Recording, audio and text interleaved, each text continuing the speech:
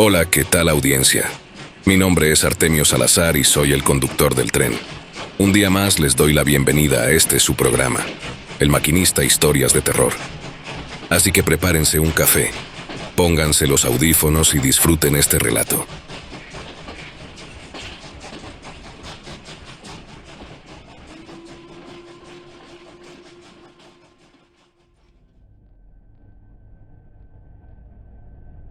Recuerdo perfectamente cómo empezó esta pesadilla. Todo había comenzado como unas simples vacaciones en Yucatán, un viaje que habíamos planeado durante meses en nuestro grupo de la universidad. Estefan, el más obsesionado con todo lo conspirativo, llevaba años hablando de visitar las verdaderas ruinas mayas, esas que no aparecen en las guías turísticas. Las zonas arqueológicas importantes están llenas de turistas y vendedores ambulantes. Nos decía durante nuestras reuniones de planeación: quiero sentir la auténtica energía de los antiguos mayas, sin filtros comerciales. Mariana siempre fue la más escéptica del grupo. No mames, Estefan, con que veamos Chichén Itzá, yo soy feliz, solía responder. Pero Ignacio y yo, aunque no lo admitíamos, sentíamos curiosidad por esa idea de aventurarnos fuera de los circuitos turísticos convencionales. Después de un largo viaje desde la Ciudad de México, en un autobús que parecía no tener suspensión, llegamos finalmente a Tecax. El calor era intenso, pero diferente al de la capital, más húmedo, más vivo. Recuerdo que lo primero que hicimos fue buscar un lugar para comer, y luego un guía local que nos llevara a lugares menos conocidos. Fue en un pequeño restaurante, cerca de la plaza principal, donde conocimos a don Rosendo, un hombre de unos 60 años, piel morena que parecía rajada por el sol y una cicatriz que le cruzaba la mejilla izquierda. Hablaba poco, pero cuando mencionamos que buscábamos un guía para visitar ruinas mayas diferentes, sus ojos brillaron con interés. ¿Qué tipo de ruinas quieren ver?, nos preguntó. Estefan no lo pensó dos veces. Queremos algo auténtico, algo que no esté lleno de turistas, un sitio con historia real. Don Rosendo nos miró fijamente, como si estuviera evaluando nuestra capacidad para enfrentar lo que nos iba a decir. Hay un lugar, pero no es para todos, comenzó a explicar. Se llama Quichmo. No aparece en los mapas oficiales. Los arqueólogos lo conocen, pero no lo han excavado completamente. Mariana, siempre práctica, preguntó: ¿y por qué no está abierto al público? La respuesta del guía nos heló la sangre. Sí está abierto al público, pero nadie habla de él. Los guías no lo ofrecen, e incluso suele estar oculto entre la maleza, sin que nadie lo arregle. Se dice que ese lugar está maldito, y por eso nadie se aventura a ir. Estefan casi saltó de su silla de la emoción. Exactamente lo que buscamos. Don Rosendo se negó al principio. Quichmo no es un lugar para turistas, insistió. Además, está a 3 horas de camino por brechas. No es seguro. Pero Estefan, terco como siempre, sacó su billetera. Te pagamos el triple de tu tarifa normal. Vi cómo los ojos del guía se fijaron en los billetes. Hubo un largo silencio antes de que asintiera lentamente. Mañana a las 5 de la mañana. No lleguen tarde. Esa noche, ninguno podía dormir. Estefan no paraba de hablar sobre todas las teorías que había leído acerca de ruinas mayas malditas. Ignacio, aunque trataba de mantener su actitud científica, no podía ocultar su curiosidad. Incluso Mariana, normalmente la voz de la razón, parecía intrigada. ¿Realmente creen todas esas tonterías sobre maldiciones? Estefan sonrió. Mañana lo comprobaremos. Al día siguiente, don Rosendo nos esperaba puntual con su vieja camioneta. El viaje comenzó normal, por carreteras decentes, pero después de 1 hora empezamos a adentrarnos en caminos de terracería cada vez más estrechos.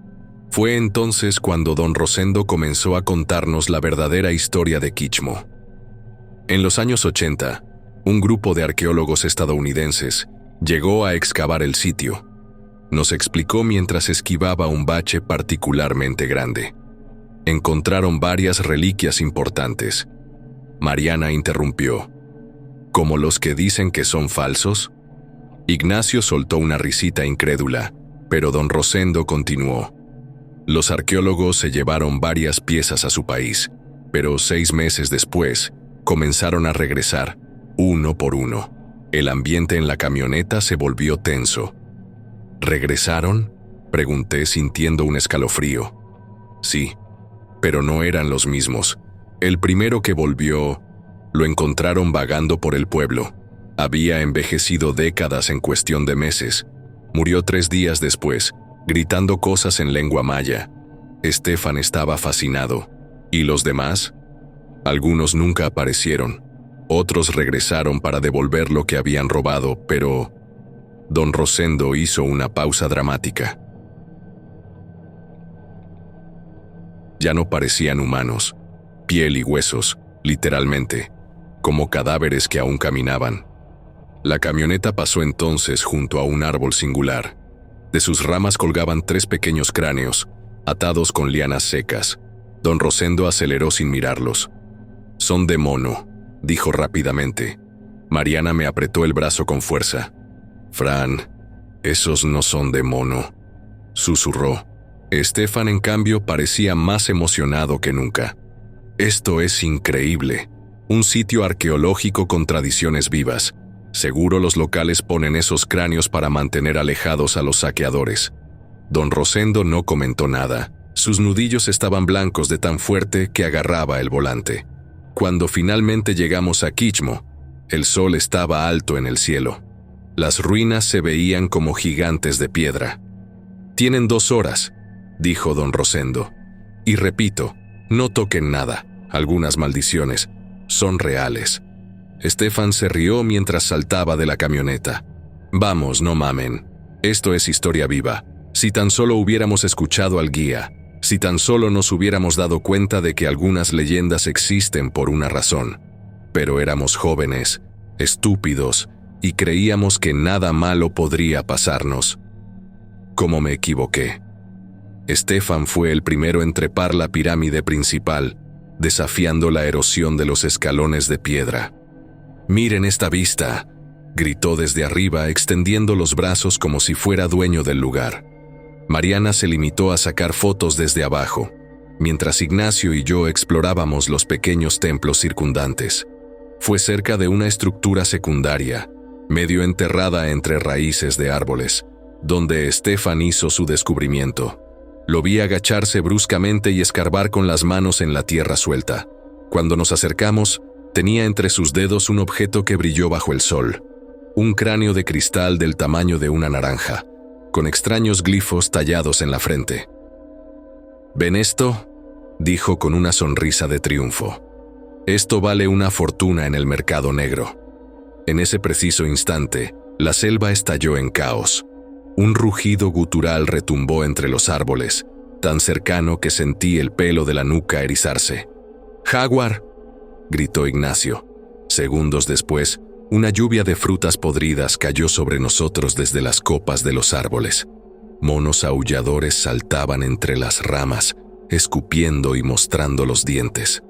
«¡Corran!», alcancé a decir antes de que una fruta me golpeara el hombro, dejando un moretón instantáneo.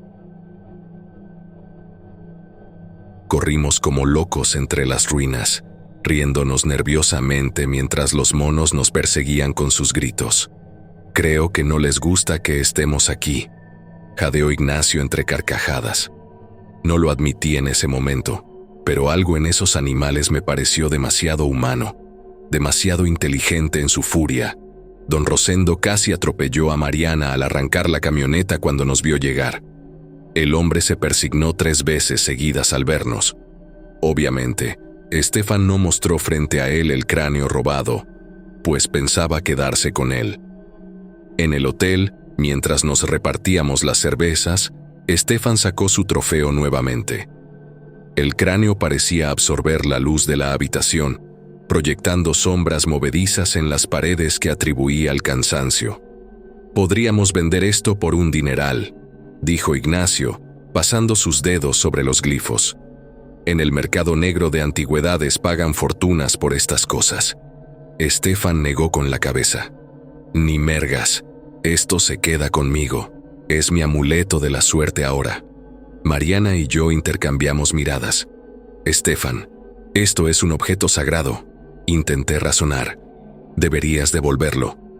¿Ahora te da miedo la maldición? Se burló, guardando el cráneo en su mochila. Relájense. Son puras supersticiones. Esa noche, según lo planeado en nuestro itinerario, acamparíamos en los terrenos de Don Rosendo, cerca de un cenote. El guía nos había hablado del Hatsutsha, cuyas aguas turquesas eran, según él, las más puras de Yucatán. Pero también nos advirtió, no es parque ecoturístico. Hay jaguares, jabalíes y víboras de cascabel. No puedo garantizar su seguridad. Ignacio, siempre práctico, le preguntó si podía alquilarnos una escopeta. Don Rosendo dudó, pero como siempre, el dinero habló más fuerte. 1,500 pesos por la noche, dijo finalmente. Pero si los guardias ecológicos los cachan, nunca me conocieron.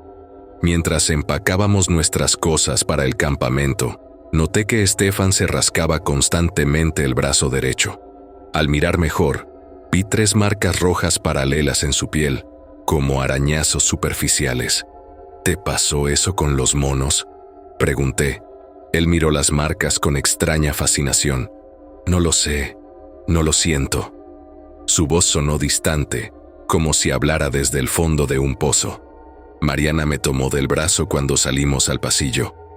Francine, algo no está bien con Estefan, susurró. Sus ojos, ¿no te parecieron demasiado brillantes? Quise atribuirlo a la emoción del descubrimiento, pero en el fondo sabía que tenía razón. Y ahora, estábamos a punto de adentrarnos en lo más oscuro de la selva, llevando con nosotros algo que claramente no quería ser llevado. Apenas terminamos de armar las casas de campaña cerca del cenote Hatsutsha, los monos comenzaron su ataque. No eran los aullidos normales de la selva, sino gritos agudos que sonaban casi humanos. Ramas y frutas podridas caían sobre nuestras tiendas como una lluvia de proyectiles. ¡Pinches changos!, gritó Ignacio mientras una fruta le estallaba en el pecho. Sacó la escopeta que don Rosendo nos había alquilado y disparó al aire. El estruendo silenció la selva por un instante. Los animales huyeron, pero el silencio que dejaron fue peor. Estefan se rió, pero su risa sonó ronca, forzada. «Les ganamos», dijo, limpiándose sangre de la nariz con el dorso de la mano. No le había dicho a nadie que estaba sangrando, pero ahora lo veíamos claro. Su camiseta blanca tenía manchas rojas alrededor del cuello. Mariana fue la primera en reaccionar. «Estefan, estás enfermo». Le puso una mano en la frente y la retiró de inmediato. «Estás ardiendo». Ignacio sacó el botiquín mientras yo buscaba agua. Pero cuando regresé, Estefan se había apartado de todos, acurrucado junto al fuego. Sus ojos. Dios, sus ojos estaban inyectados en sangre, las venas tan rojas que casi ocultaban el iris. «No es nada», masculló. «Solo un poco de fiebre. Mañana estaré bien». Pero no estuvo bien. Esa noche, después de que todos nos retiramos a las tiendas, comencé a escuchar ruidos. Primero fueron risas.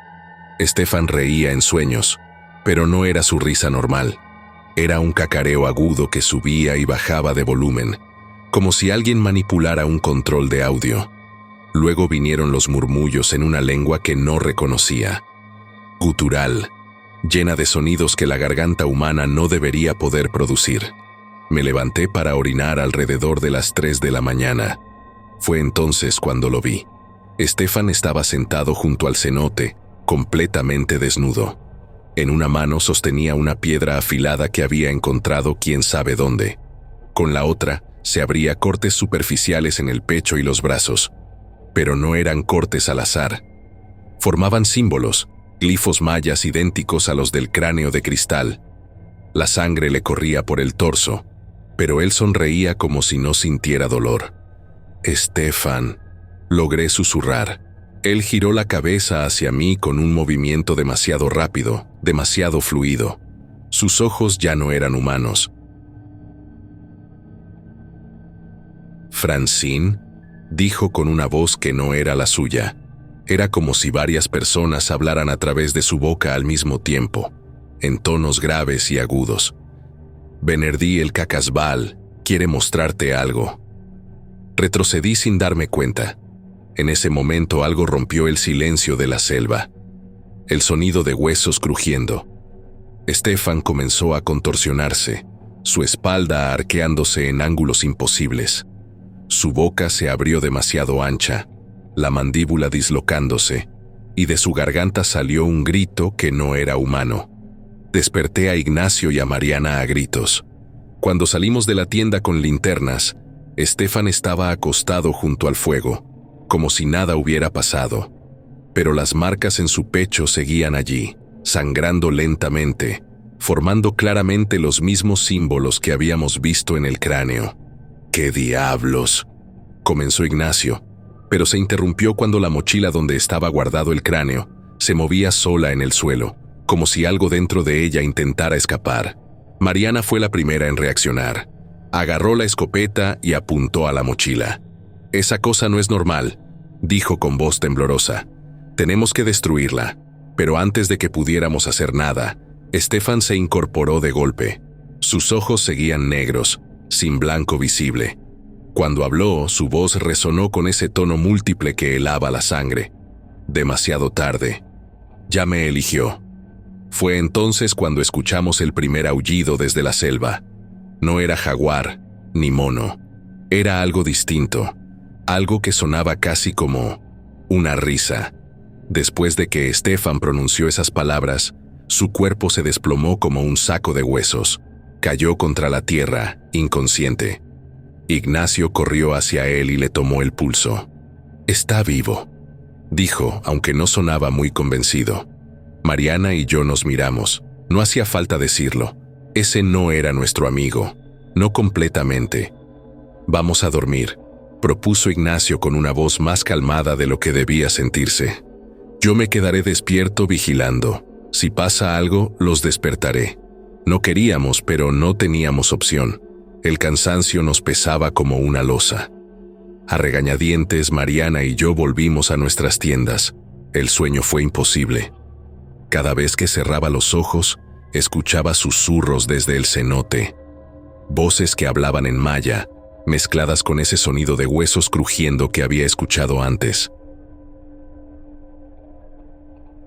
Cuando finalmente me dormí, fue un sueño ligero, lleno de imágenes de Stefan con los ojos negros y esa sonrisa demasiado ancha. Los disparos me despertaron. Salí de la tienda tan rápido que casi la derribo. Mariana ya estaba afuera, con los ojos como platos.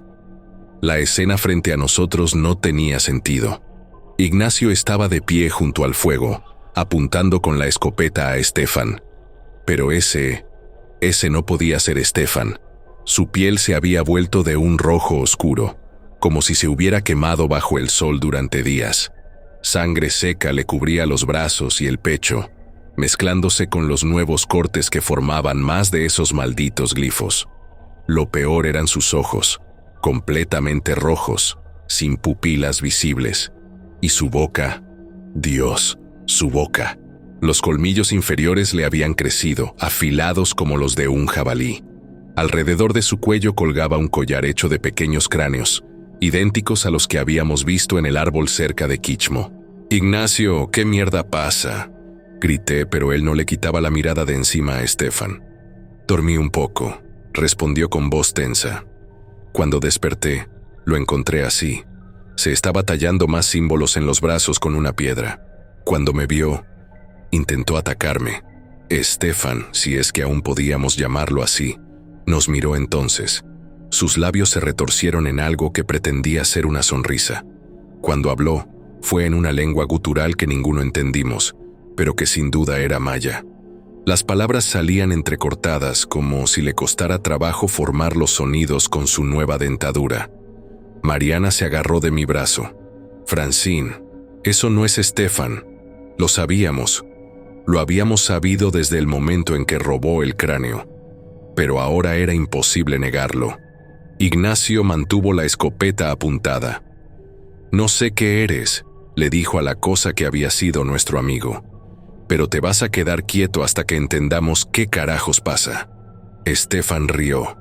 Luego, con movimientos espasmódicos, señaló hacia la mochila donde guardaba el cráneo. La mochila se movía, y entonces lo escuchamos, un golpeteo metálico, como si el cráneo de cristal estuviera rebotando contra la navaja de Ignacio, que también estaba dentro. «Aléjense de la mochila», ordenó Ignacio, pero era demasiado tarde. El cierre se abrió solo, y el cráneo salió rodando. Era como si algún ser invisible lo hubiera lanzado débilmente. Estefan cayó de rodillas y extendió las manos hacia el cráneo, balbuceando palabras en esa lengua antigua. Fue entonces que los aullidos comenzaron de nuevo en la selva, pero esta vez no eran monos, eran más graves, más guturales, y venían de todas direcciones. Mariana fue la primera en darse cuenta. «Estamos rodeados», susurró. Ignacio no bajó la escopeta. «¿Qué quieres?», le gritó a Estefan. En ese momento de locura, la selva entera pareció volverse contra la criatura que había sido Estefan. Los monos aulladores bajaron de los árboles como una marea peluda, pero esta vez no nos atacaron a nosotros. Se abalanzaron directamente hacia Estefan, o más bien hacia el cráneo que sostenía entre sus manos deformes. Sus chillidos eran diferentes ahora, no de furia, sino de advertencia. El rugido de un jaguar nos heló la sangre. El gran felino emergió de entre los matorrales, ignorándonos por completo. Sus ojos amarillos brillaban en la oscuridad mientras mostraba los colmillos a Estefan. Era como si la naturaleza entera se hubiera puesto en contra de lo que habitaba el cuerpo de nuestro amigo. Ignacio no lo pensó dos veces. «Vámonos», gritó agarrándonos del brazo a Mariana y a mí. Corrimos como locos hacia las tiendas. No había tiempo para recoger todo, solo tomamos las mochilas con lo esencial: agua, linternas, el celular de Mariana que milagrosamente tenía un poco de señal. Cuando miré hacia atrás, Estefan, o lo que quedaba de él, ni siquiera nos prestaba atención. Estaba absorto en el cráneo, acariciándolo con esos dedos que ahora terminaban en garras, murmurando en esa lengua antigua. Los monos saltaban alrededor de él, arrojándole ramas y frutas. El jaguar avanzaba y retrocedía, como midiendo su momento. Nos adentramos en la selva a ciegas, las ramas arañándonos los brazos y la cara. Las linternas apenas iluminaban unos metros frente a nosotros. Mariana lloraba en silencio, los sollozos entrecortados por la falta de aire. Ignacio iba al frente, abriendo camino con la escopeta lista por si aparecía algún peligro. No sé cuánto tiempo caminamos. El sol comenzaba a asomarse cuando, milagrosamente, encontramos un camino de tierra. Allí caminamos un tramo hasta que escuchamos un motor. Era don Rosendo yendo por nosotros como habíamos acordado. Al vernos, su expresión pasó del alivio al horror en segundos. Bajó del vehículo corriendo. «¿Dónde está el otro?», preguntó, aunque por su mirada ya lo sabía. Le contamos todo entre palabras entrecortadas. La fiebre de Estefan, los símbolos tallados en su piel, los ojos negros, el cráneo flotando. Don Rosendo palideció cuando mencionamos el collar de cráneos pequeños. Mencionamos el collar de cráneos pequeños. «Cacas Baal», murmuró persignándose. «El demonio guardián de Kichmo». Nos miró con una mezcla de lástima y reproche. «Ese lugar es conocido como la tumba del Cacasbal. Por eso nadie va. Por eso los arqueólogos nunca terminaron las excavaciones». Mariana no pudo más. «Pero si usted ha ido docenas de veces», gritó, las lágrimas corriendo por su cara sucia. «Sí, pero yo nunca toqué nada», respondió gravemente. Fue entonces cuando confesamos. Estefan se había robado un cráneo. No debieron tocar nada, se los dije, decía el hombre, mientras meneaba la cabeza en señal de preocupación. Regresamos al pueblo y avisamos a las autoridades. Inventamos una historia sobre que Stefan se había metido a nadar al cenote y no había salido. Organizaron una búsqueda, incluso con buzos, pero como don Rosendo nos había advertido, no encontraron nada. Estos cenotes son traicioneros, y cuando menos lo esperas escupen el cuerpo otra vez, a veces en ellos mismos, a veces en otro cenote, dijo el oficial a cargo. Han pasado 6 meses desde entonces. Oficialmente, Stefan sigue desaparecido. Mariana tuvo que ir a terapia. Ignacio juró nunca volver a zonas arqueológicas. Yo investigué. Cacasbal no es cualquier demonio maya. Es el guardián de lo profano, el castigo para los saqueadores. Según los textos antiguos, se lleva a sus víctimas al Xibalbá, el inframundo, donde los obliga a custodiar por la eternidad las reliquias que intentaron robar. Algo que me desconcierta es que don Rosendo me llamó hace una semana. Dijo que pasó cerca de Quichmo y vio algo entre los árboles. El brillo del cráneo a las faldas de una pirámide. Y al lado de él, una pequeña figura de barro, igualita a la descripción del monstruo que le dimos. Él asegura que se trata de Stefan.